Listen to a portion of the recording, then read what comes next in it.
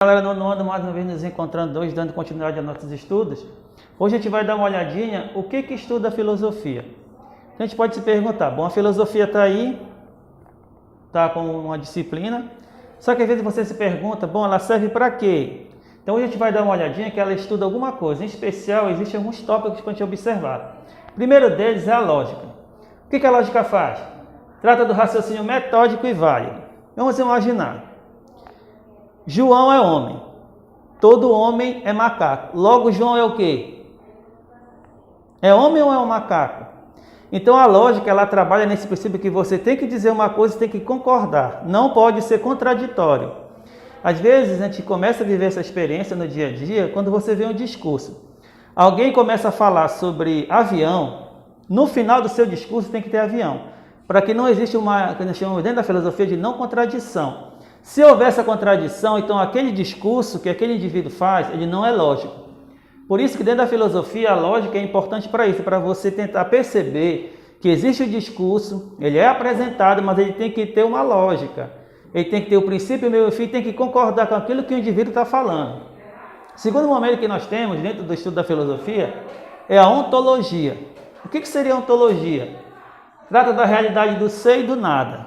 Vamos imaginar para ficar mais fácil. Vamos pensar o ser como se fosse Deus. E se você tem essa figura, alguém pode dizer que pode ser um homem barbudo, bem velho, você só tem uma imagem na cabeça, mas esse ser você não consegue identificar onde é que ele está presente. Às vezes a gente vê esse Deus que a gente está imaginando aí, esse velho barbudo, porque é uma imagem que nós temos na cabeça. Então a ontologia tem essa preocupação de estudar esse ser, na sua totalidade, e qual é o papel que ele tem. Terceiro momento que nós temos com o estudo da filosofia, nós chamamos de gnoseologia. Trata da natureza e validade do conhecimento. Ou seja, o que você pode conhecer? Como é que você desenvolve esse processo do conhecimento? Porque o conhecimento pode ser, no primeiro momento, que a gente chama de senso comum, que é aquilo do dia a dia, que as pessoas conversam, apresentam. Existe aquele conhecimento aprofundado. Um exemplo, para quem é engenheiro, para quem é médico, ele começa a ter esse processo todo de estudo e vai se desenvolvendo ao longo do tempo. Então a gnoseologia tem essa preocupação de estudar esse conhecimento que se desenvolve ao longo do tempo.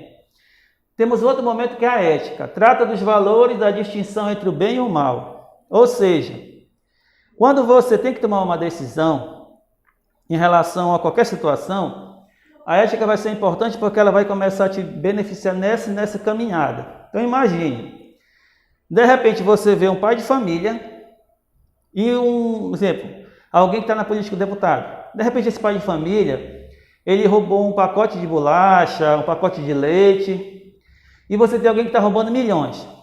Quando você começa a observar, quem é dos dois que é mais bandido? Aquele que tem muito e está roubando, e aquele que não tem nada e está por causa de uma necessidade, ele acaba fazendo essa atitude, um roubo. A ética começa a entender o que está acontecendo aí, porque o importante é uma distinção entre o bem e o mal. Ou seja, de que forma esse indivíduo está fazendo isso daí acontecer, por que ele foi levado a isso, qual foi a motivação. Então a ética tem essa preocupação, tá, de fazer essa distinção e tratar desses valores, o que pode ser feito, o que não pode ser feito. Temos outro que é a estética, trata da arte, da noção de belo e de feio. Ou seja, a estética ela está aí para nós, para te discernir o que é feio e o que é bonito. Hoje nós temos dentro do mercado da moda, ela te apresenta alguns conceitos, tá? Que moda é isso e moda é aquilo. Ah, isso é feio ou isso é bonito? Então a estética tem essa preocupação. Ela vai tentar discernir da concepção do pensamento o que pode ser feio e o que pode ser belo. Então a gente começa a perceber que dentro do estudo da filosofia a gente percebe que ela tem vários segmentos. Ela está inserida em algumas coisas do nosso cotidiano, em especial até na estética, que é aquilo que é belo, ela está presente. Não é a questão da moda, mas porque as pessoas veem aquilo como belo e aquilo como feio. Então esse é um papel também, tá, dentro do estudo da filosofia. Temos também a filosofia política. Vamos imaginar, será que a filosofia tem que se preocupar com política? Tem. Porque se você perceber lá no início que nós falamos na aula passada, a política é um dos primeiros momentos que está dentro da polis, tá, que as pessoas começavam a desenvolver todo esse processo, tá, concepção de pensamento, como é que deve ser desenvolvido. Ela estuda as teorias do Estado, o funcionamento da política, ou seja, a política, quando ela surge, dentro do mundo grego, na polis, o objetivo dela era o bem comum. Então a política tinha esse papel, desenvolver momentos lá dentro que pudesse beneficiar todos, não exclusivamente um grupo A, B ou C, mas era um papel que ela tinha de estudar as teorias. Hoje nós temos democracia, você tem socialismo, você tem N maneiras, tá, de concepção política. O importante é como ela está sendo colocada e como é que ela vai se desenvolver a partir dessa implantação. Temos a filosofia da ciência, estuda os métodos e a validade da ciência. Ou seja, a filosofia se preocupa também em entender como é que a ciência está agindo. Em especial, se você vê hoje a pandemia, a filosofia da ciência está tentando, nesse momento, entender por que o comportamento das pessoas está mudando ou não. Se as pessoas estão deixando de ser aquilo que era antes, se existe alguma motivação. Então, a filosofia da ciência também entra dentro desse linguajar, tenta entender por que as pessoas, de uma hora para outra, começaram a mudar a sua forma de ver o mundo. Temos também a filosofia da religião. Ela estuda racionalmente as doutrinas e as diferentes religiões. Então, a filosofia da religião está para entender por que determinado tipo de religião, algumas pessoas chegam ao fundamentalismo, porque as pessoas, por causa da religião, matam.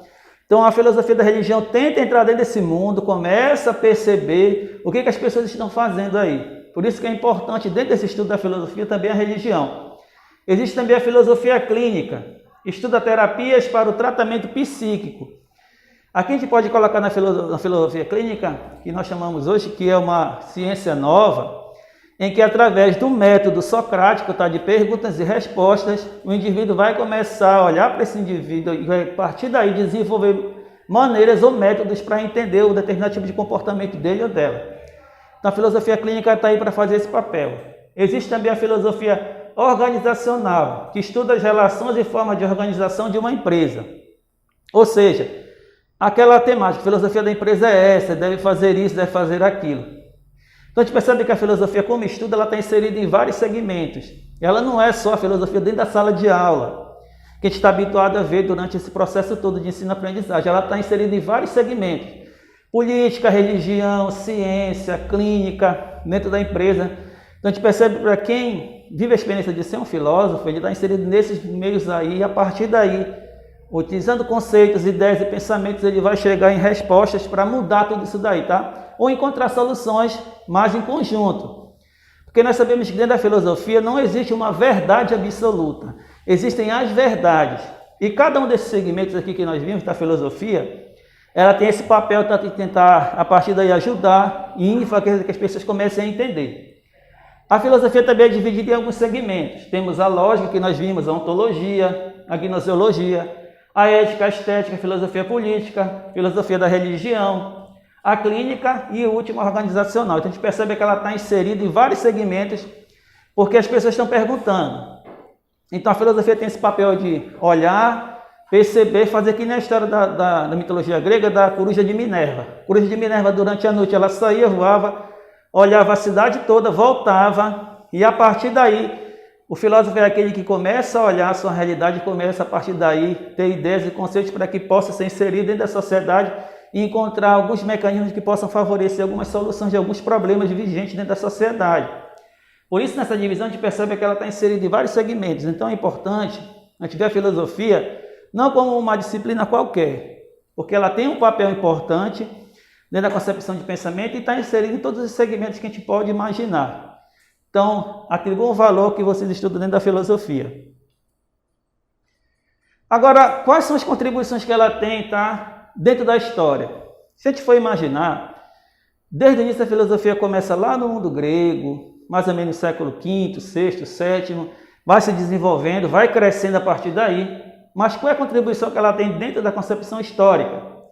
A filosofia ao lado da matemática é uma das primeiras formas de conhecimento organizado. Durante muitos séculos, muitos campos da ciência moderna eram estudados dentro da filosofia. Então você imagina que a filosofia, uma coisa bem básica, ela seria a mãe de todas as ciências. Se existe hoje a matemática, a física, a química, a biologia, a história, a filosofia é aquela que estava inserida no primeiro momento. Então tudo a partir dela se desenvolveu. Então cada ciência que nós temos hoje, ela tem como início lá na filosofia, porque ela estava inserida em praticamente todos os segmentos, ela estava inserida. Por isso que é importante a gente perceber que a filosofia hoje é conhecida como mãe das ciências, porque ela estava inserida e deu o primeiro pontapé inicial e das filosofias se desenvolveram e as ciências, a partir daí, cada uma começou a seguir o seu caminho. Mas a filosofia dá esse primeiro pontapé inicial. Com o surgimento do conceito moderno de ciências, muitas áreas se separam e se tornaram saberes independentes da filosofia. Portanto, são muitas as ciências geradas por ela. Como eu falava anteriormente, a gente percebe, lá no mundo moderno, a partir daí, cada ciência fez o seu caminho, fez o seu papel, se desenvolveu a partir daí. Então a filosofia é aquela que deu essa possibilidade, tá, para que a ciência se desenvolvesse ao longo do tempo. Então a gente percebe que ela tem um papel na história importante porque ela faz isso. Ela contribui para o surgimento das outras ciências e cada uma, depois do momento moderno, se desenvolve a partir daí, cada uma no seu segmento. Mas graças à filosofia tudo começa a partir do primeiro momento que é junto com ela. Bom, a filosofia, como nós vimos, ela está inserida na lógica, antropologia, na ética política, psicologia, teologia, física, biologia, gramática e hermenêutica. A filosofia é a base da maioria de todas as ciências modernas. Então você imagina, temos aqui a filosofia e essas aqui seriam os filhos ou filhas da filosofia. Então nós percebemos que ela contribui para tudo aquilo que a gente está vendo agora ao longo do tempo, desde quando você começa a estudar o ensino fundamental, passando pelo médio, a faculdade. A filosofia ela faz todas as ciências aparecerem. Então a gente percebe que ela tem uma gama, tá, de concepções presentes, aonde está inserido o papel dela. Então ela gera tudo isso aqui que a gente está habituado a ver hoje. A física que você estuda, a biologia, a ciência, a história, a química, a física, tudo, ela praticamente dá o pontapé inicial para tudo isso. Salvou o cristianismo, dando-lhe corpo doutrinário, linguagem própria e justificação diante do Império Romano. Então a gente percebe, está lá o cristianismo, está se desenvolvendo dentro do mundo romano, mas ele precisa ter um corpo. Então a filosofia surge aí, dentro do cristianismo, como aquela, através da razão, da possibilidade de você entender por que certas situações aconteciam dentro do cristianismo, por que se desenvolvia dessa forma. Foi a base e estímulo para o desenvolvimento das ciências modernas, como a gente viu anteriormente. Ciências nós temos elas todas aqui, então ela foi a base e o estímulo. Então ela deu um empurrão e cada ciência fez o seu papel, começou a caminhar, começou a se desenvolver. Com o racionalismo de Bacon e Descartes, impulsionou as ciências, a experiência e o mundo e o método objetivo de pesquisa. Então a gente percebe hoje, quando a gente fala de ciência, principalmente nesse momento agora, tem pessoas, tá, que estão sentadas estudando para tentar entender qual é o DNA desse novo vírus que está aí, como é que ele pode ser combatido. Então, a partir do momento que o homem começou a utilizar mais a sua razão, isso é desenvolvido, e a ciência deu essa possibilidade, influenciada pela filosofia, a desenvolver todos os seus papéis dentro da sociedade. Então a filosofia ela dá só esse empurrão, e cada ciência faz o seu papel, sua caminhada e desenvolve a partir daí.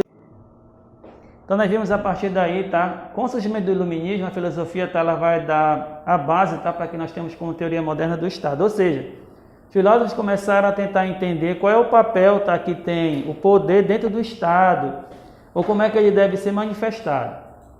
Surge dentro dessa concepção o marxismo, tá, que possibilitou a denúncia das causas da pobreza e dos problemas sociais.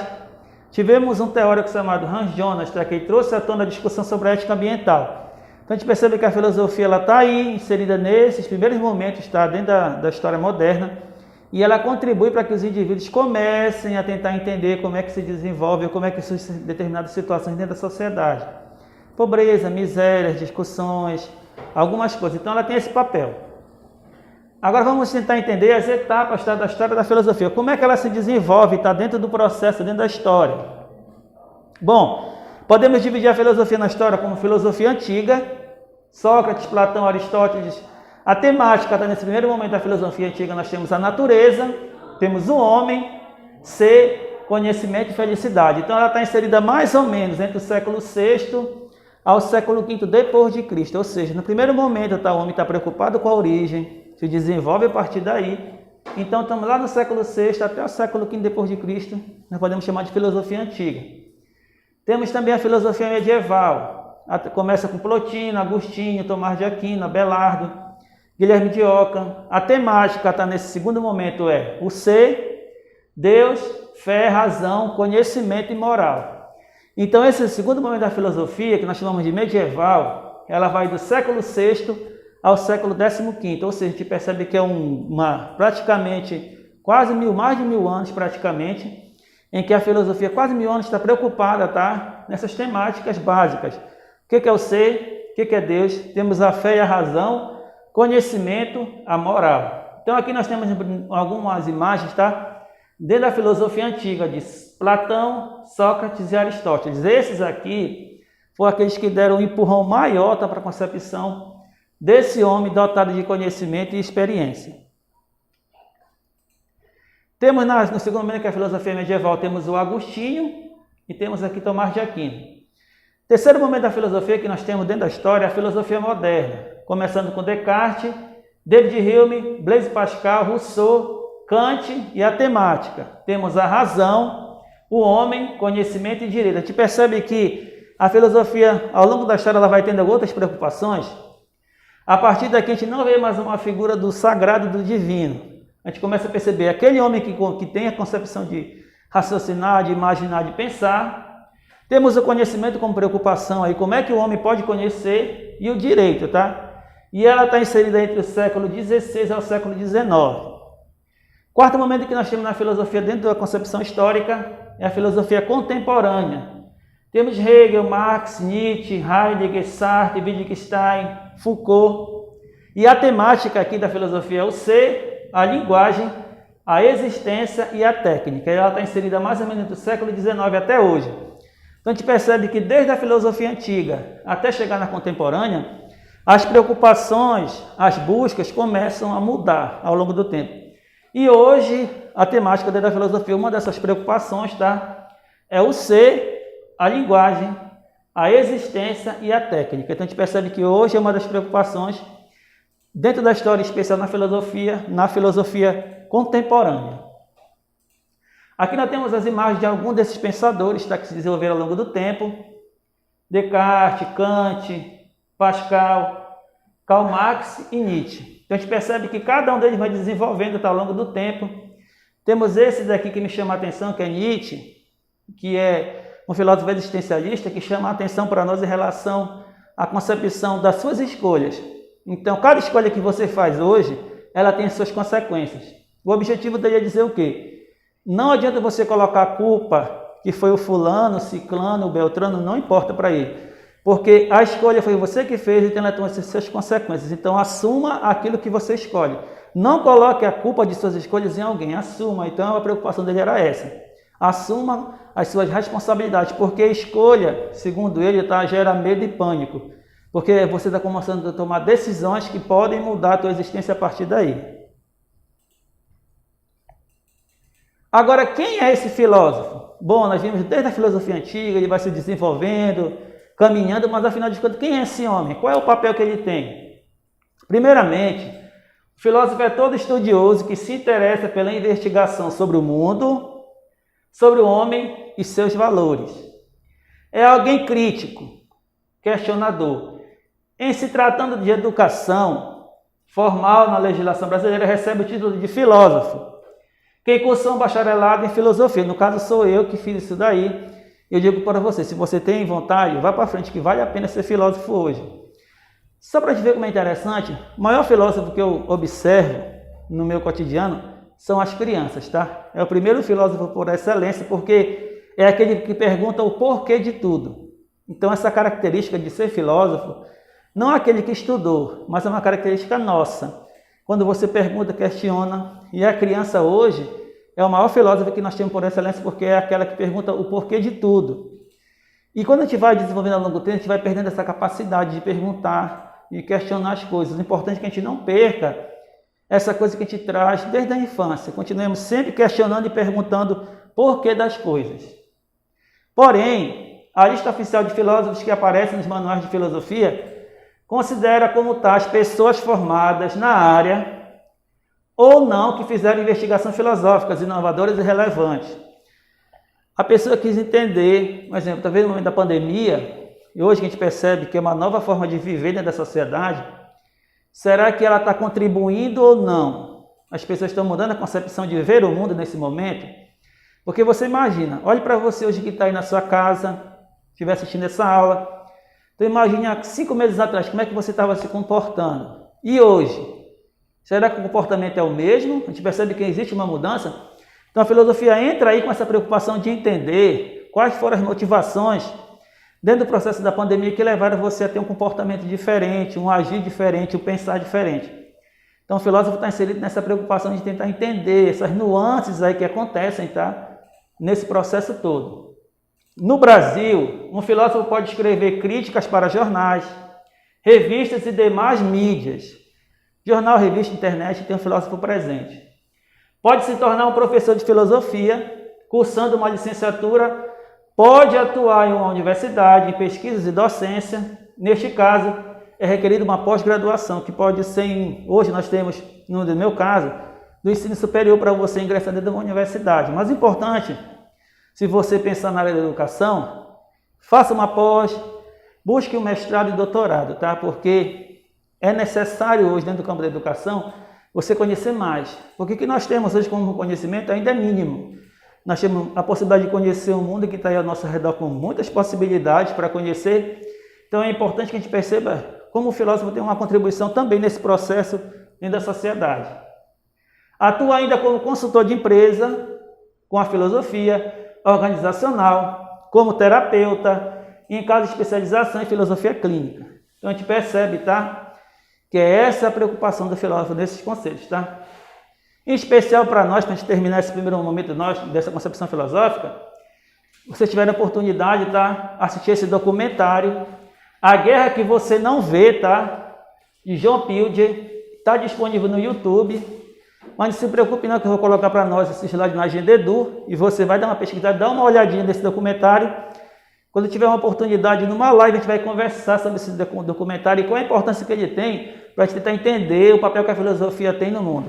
Então, bom estudo para vocês, galera. Aproveitem bastante esse momento que nós temos e viva a filosofia com amor. Bom dia, galera. Valeu!